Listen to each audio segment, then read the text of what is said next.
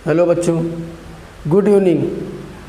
अरे भाई आप लोग क्या ये कर रहे हैं हमारे चैनल पर, कह रहे हैं कि कमेंट नहीं पढ़ते हैं सर। हाँ? और फिर से बता दीजिए। ठीक है बेटा, फिर से बता देंगे। तुम लोग तो पूरी तरह से एकदम, यहाँ सरकार लॉकडाउन लगा रही है और तुम लोग लॉकडाउन को तुम तोड़ने में लगे हुए हो पूरा एकदम। चलो अच्छा ठीक है। सभी मेरे प्यारे बच्चों को फिर से एक बार मैं राजेश कुमार शर्मा अपने इस e learning program Mission Excellence Academy Allahabad में बहुत बहुत स्वागत करता हूँ। ठीक है, कल का कमेंट हमने पढ़ा आप लोगों का लाइव चैट में। जब पढ़ाने लगते हैं तो उस समय इतना ध्यान नहीं जाता है ना, आदत नहीं पड़ी है ना उतना देखने की। चलो आज देखेंगे। चलो सभी लोग आ जाओ। ठीक है, हाँ आ रहे हैं। चलिए मुलायम जी आ गए हैं। चलिए बेटा, एक चीज़ और है, अपना नाम लिख दिया करो। हो सकता है ये आपके पापा का नाम हो या भैया का नाम हो, तो जिसमें थोड़ी सी दिक्कत होती है। ठीक है, हाँ ब्रजेंद्र कुमार त्रिपाठी जी। ठीक है, सब लोग आ रहे हैं। हम आप लोगों को जो दिक्कत थी मैं बताया था कि कल बताऊंगा, आज फिर से बता देता हूँ। नहीं समझ में आएगा आप फिर हमको कहिए, मैं आज कमेंट देखूँगा आप लोगों का। जो पहला मैंने सवाल बताया था नहीं समझ में आया था वो फिर से देख लीजिए। कि यदि ये था कि यदि वेक्टर ए इक्वल, सवाल ये था कि यदि वेक्टर ए इक्वल दिया था 3i + 2j, 3i + 2j, ये वेक्टर ए इक्वल दिया था, तथा वेक्टर बी इक्वल दिया था i - 2j + 3k, i - 2j + 3k, ये दिया था। तो vector a + b, mod of vector a + b व mod of vector a - b का मान ज्ञात करिए। तो ज्ञात हमको करना था कि वेक्टर a + b ज्ञात करना था व वेक्टर a - b फाइंड करना था। यही था। चलो क्या था इसमें, प्लस का मतलब इन दोनों को जोड़ना है, प्लस का मतलब ए और बी को जोड़ना है, माइनस का मतलब इन दोनों को घटाना है। लेकिन अब इसमें आपको कहा कि vector a + b, mod of vector a + b और mod of vector a - b का परिमाण या मान ज्ञात करना है। अब मॉड की वजह से हम क्या करते हैं, परिमाण कैसे निकालते हैं? परिमाण निकालने की क्या करते हैं, अंडर रूट में।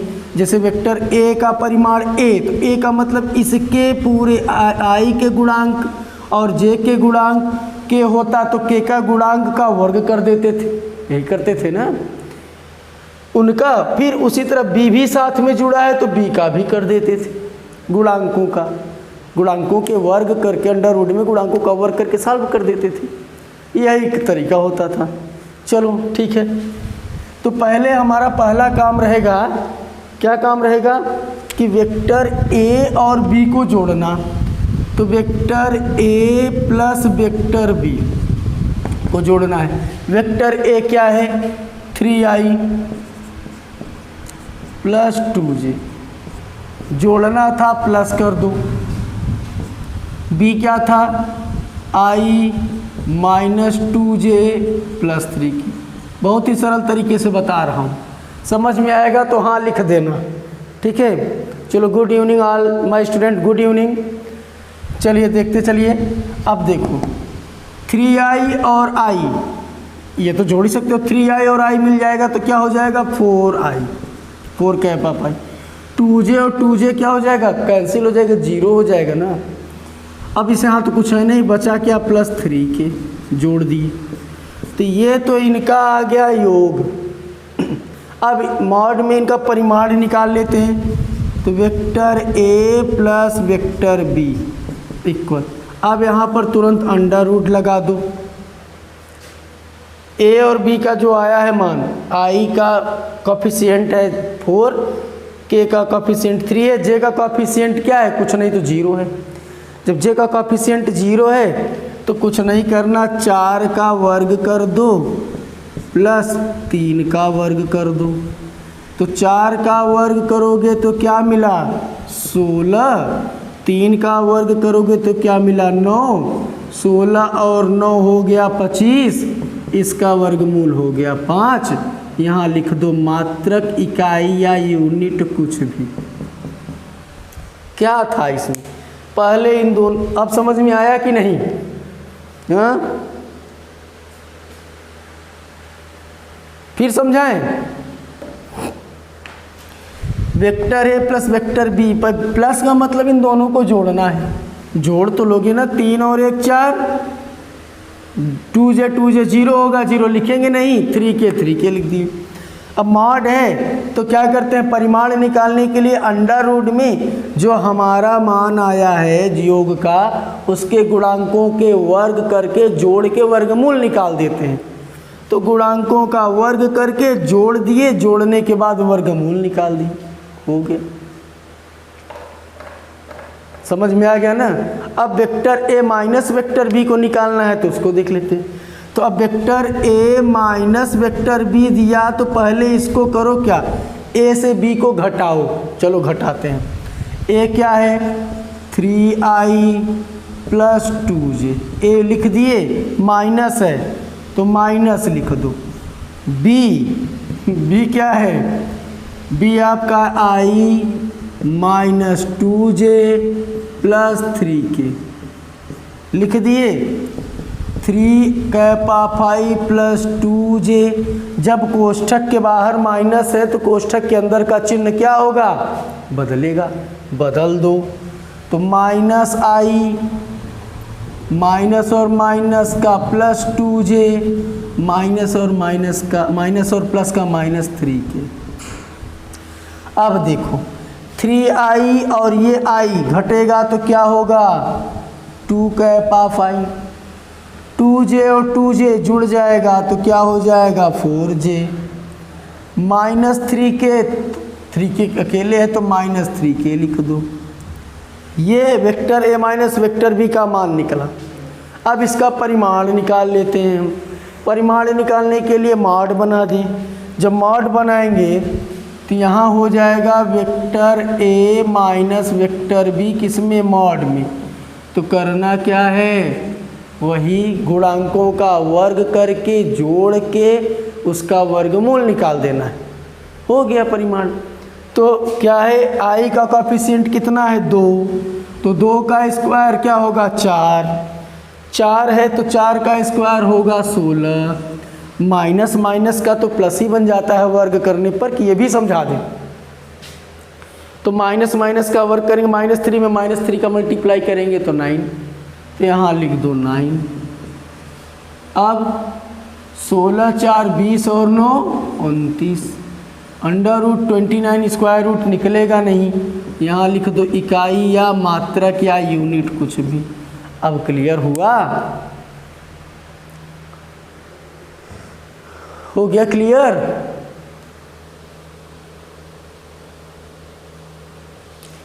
चलो देखते हैं फिर आगे, मिटा दें। अब जहाँ दिक्कत हुआ करे पहले समझ लिया करो, बाद में वीडियो रोक कर आप लोग इसको नोट कर लिया करो। अब एक था जो बीच के कोण को निकालने का तरीका, वो भी समझा देता हूँ, फिर आगे चलूँगा।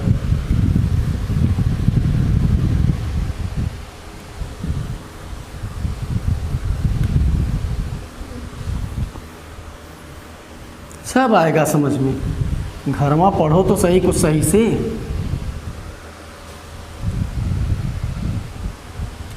और जब लाइव चैट में या चैट या कमेंट किया करो बेटा, तो उसमें नाम अपना ज़रूर लिख दिया करो, कौन है पता चलता रहे ना कि हमसे कौन कौन जुड़े हुए हैं, ठीक है। और जो लोग सो रहे हैं इस समय, जो लोग फुल लॉकडाउन का फ़ायदा उठा रहे हैं, पढ़ना लिखना नहीं है, उनसे कह दो कि शेयर कर दिया करो।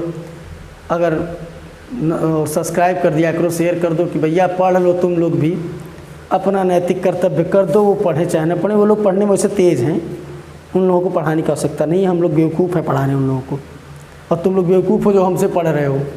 अरे भाई वो लोग सब तैयार किए हुए हैं, देखना जब आएंगे कभी क्लास में तब समझेंगे उनसे कि हाँ भैया कितना पढ़े हो।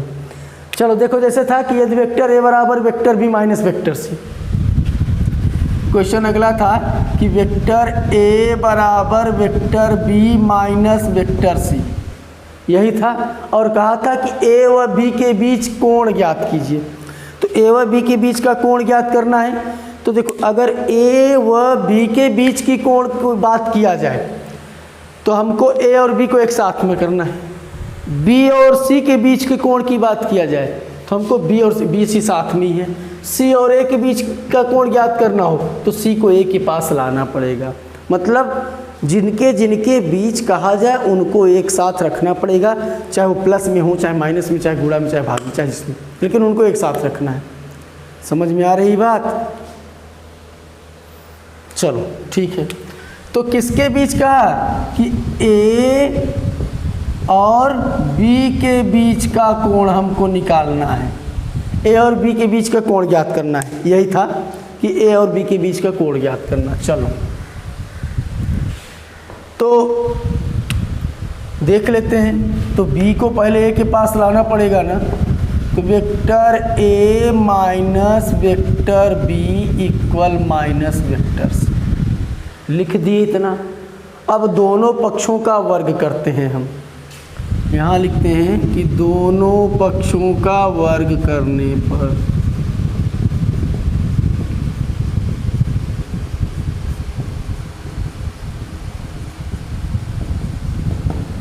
जब दोनों पक्षों का वर्ग करेंगे तो क्या होगा, ये vector A minus vector B का होल स्क्वायर, ये हो जाएगा माइनस वेक्टर सी का होल स्क्वायर। होल स्क्वायर का मतलब उसी में उसी का गुणा होना है। तो वेक्टर ए का हम वेक्टर ए के साथ ही करेंगे ना, plus B square vector B का हम वेक्टर बी के साथ ही करेंगे, माइनस 2a क्या है वेक्टर ए, बी क्या है वेक्टर बी, सी का करेंगे तो वेक्टर सी का वेक्टर सी के साथ ही करेंगे। माइनस माइनस प्लस हो जाता है, माइनस माइनस का क्या होता है, प्लस होता है। तो देखो ए बी बी 2ab और सी सी है ये। तो अब ए में ए का अगर किसी भी सदिश राशि का उसी सदिश से अगर हम गुणा कराते हैं तो वो उसके वर्ग के क्या होता है, बराबर होता है। क्यों, वर्ग के बराबर ही तो हो जाता है वो। तो ए डॉट अगर हम और एक ही दिशा में जा रही है तो थीटा का मान 0 अंश है। अगर हम इस तरह से भी करें कि ए एक, जैसे हम कहते हैं कि वेक्टर ए डॉट प्रोडक्ट है ना, vector A dot vector B बराबर लिखते थे ए बी कॉस थीटा, यही लिखते थे।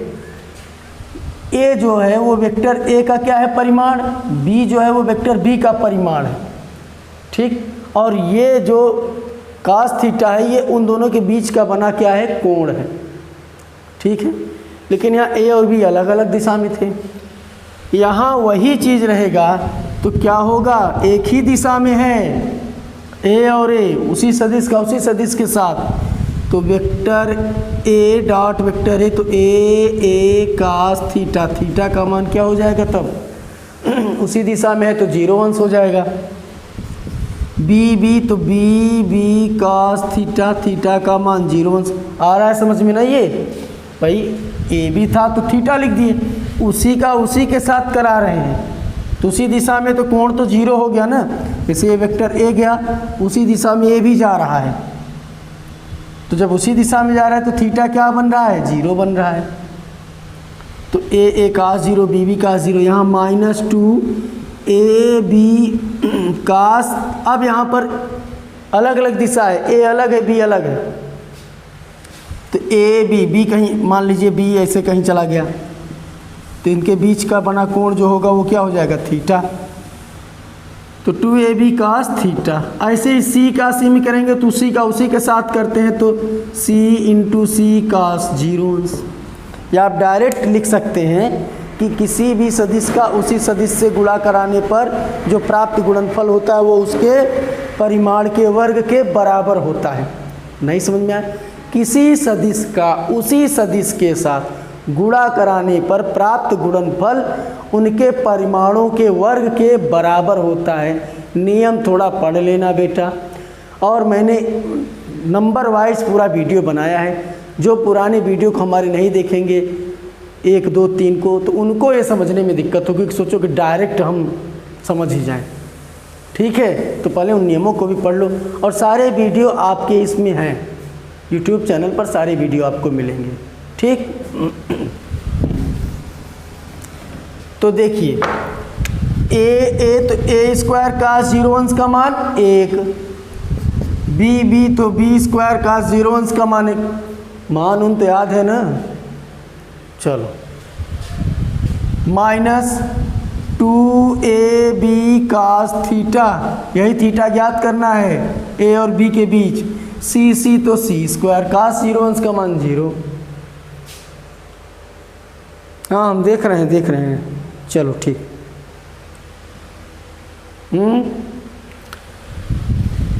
फिर से देखो, किसी सदिश का उसी सदिश के साथ गुणा कराने पर प्राप्त गुणनफल उनके परिमाणों के वर्ग के बराबर होता है।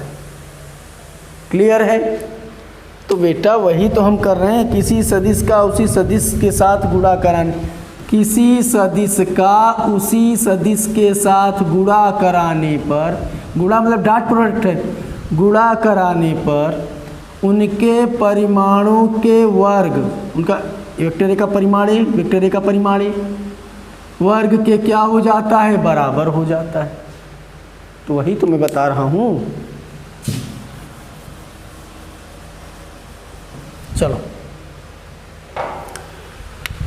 तो अब यहाँ से -2ab cos थीटा को उधर कर देते हैं, तो क्या हो जाएगा ये कि -2ab cos थीटा या 2ab cos थीटा बराबर, ये उधर चला गया तो सी स्क्वायर इधर आएगा, A square plus B square minus C square, पक्षांतर कर दिए, या cos थीटा बराबर A square plus B square minus C square upon 2ab,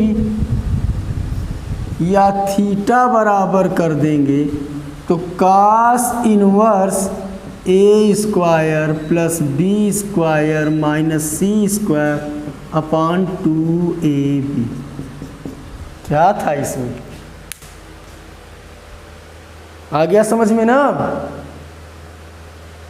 एक दो बार और अपने से लगाना है घर पे। चलो ठीक है, अब आगे कुछ देखते हैं।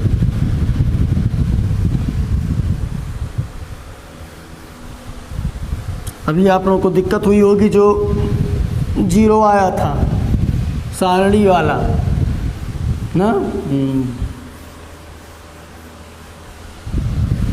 चलो उस टाइप का हम एक क्वेश्चन बताते हैं आपको।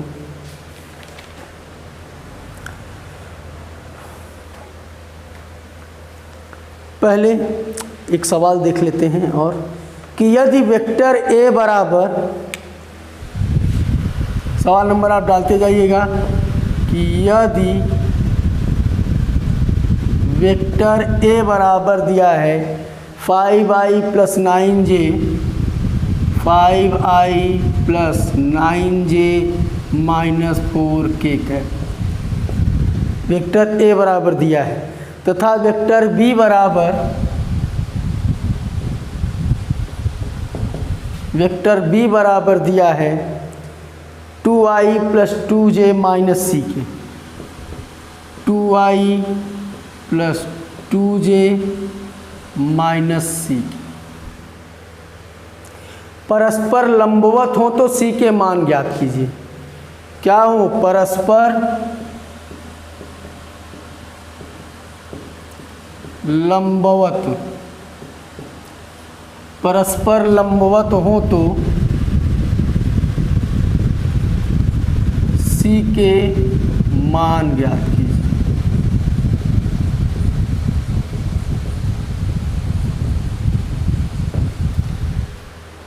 परस्पर लंबवत की बात किया है। परस्पर लंबवत का मतलब है कि जब डॉट प्रोडक्ट लंबवत होते हैं तो उनका जो सदिश गुणनफल होता है वो क्या होता है? शून्य होता है। नियम देख लेना, जब परस्पर लंबवत हो तो उनका डॉट गुणनफल क्या होता है? शून्य होता है। और जब परस्पर समांतर हो तो उनका क्रॉस प्रोडक्ट शून्य होता है, पैरेलल समांतर। जब लंबवत हैं तो उनका डॉट प्रोडक्ट क्या होता है, शून्य होता है, और जब परस्पर समांतर की बात कहेगा तो उसका क्रॉस प्रोडक्ट क्या होता है, शून्य होता है। समझ में आ रहा है? तो देखो पहले दिया गया है सॉल्यूशन में कि vector A equal 5i plus 9j minus 4k, vector B बराबर 2i plus 2j minus ck, और कहा कि वेक्टर A जो है इस perpendicular to vector B, vector A जो है वो वेक्टर B के परपेंडिकुलर है, तो हमको C का मान ज्ञात करना है। यही कहा, सवाल अभी लिख रहे हैं। डॉट प्रोडक्ट में जब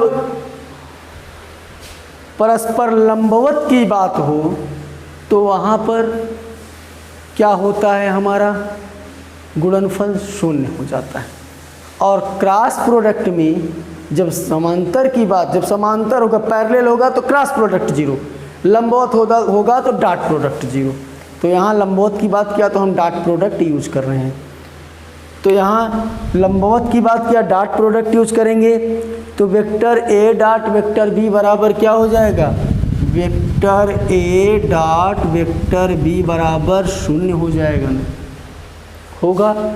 अब vector A dot vector B का मान लिख लेते हैं कि वेक्टर A का मान क्या है, 5i plus 9j minus 4k, vector B का मान क्या है, 2i plus 2j minus ck equal 0। अब डॉट प्रोडक्ट में आई जो लंबकोणीय एकांक वेक्टर पढ़े थे, आई का मान 1, जे का मान 1, के का मान 1, आई जे के आई, ये सब मान क्या होंगे, शून्य होंगे। तो केवल हम इनको आई वाले को आई के साथ, जे वाले को जे के साथ, के वाले को के साथ लेंगे। क्लियर हो रहा है? नहीं हो रहा है आप लोगों को? पीछे वाला पढ़ोगे नहीं, कहोगे फिर समझा दीजिए सर। फिर से समझो, ए बी दिया गया है, परस्पर लंबवत की बात कहे तो डॉट प्रोडक्ट 0, तो vector A dot vector B बराबर 0। वेक्टर A का मान केवल लिखा हूँ, वेक्टर B का मान केवल लिखा हूँ। क्लियर है? अब समझिए कि जब लिख दिए हैं तो डॉट प्रोडक्ट का नियम है कि आई को आई के साथ लेना है, जे को जे के साथ लेना है, के को के के साथ लेना है, बस। क्योंकि और लोगों के साथ लोगे, आई को जे के साथ ले लोगे तो क्या हो जाएगा, 0 होगा। जे को के साथ लोगे 0 हो जाएगा। के को आई के साथ लोगे, मतलब आई जे के अलावा जो भी मिलेगा सब वो 0 हो जाएंगे। तो प्लीज़ बेटा एक बार नोट्स पढ़ लो पीछे वाला। तो हम केवल आई वाले को लेते हैं, तो क्या हो जाएगा, 5 और 2, तो 5i और 2i, 5 2 जा केवल 10, आई तो 1 हो गया, 9 2 जा 18, जे 1 हो गया, माइनस माइनस का प्लस, के 1 हो जाएगा, ये हो जाएगा 4c इक्वल 0। क्लियर हो रहा है? आगे चलते हैं। 18 और 10 28, 28 प्लस 4c इक्वल 0, या 4c इक्वल माइनस 28, या c इक्वल माइनस 28/4, 4 7 28 आ गया -7। c का मान क्या